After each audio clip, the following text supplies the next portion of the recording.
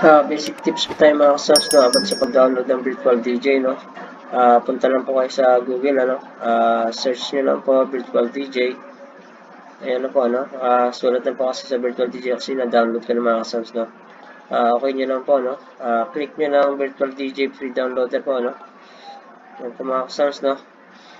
Pag nakita nyo po itong download na to, click nyo lang po yan mga kasams, no.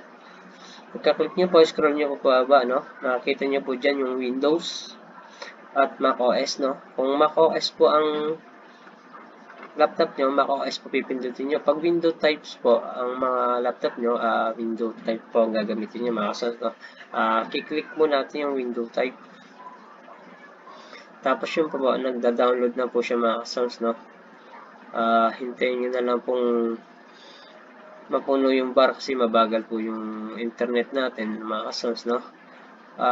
Hindi ko na po mapapakita kasi na-download ko na po yun mga kasams, no? Pinakita ko lang sa inyo.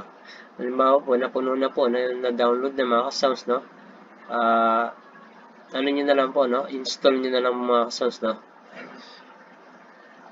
Kaya-kaya nyo na yung mga kasams, no?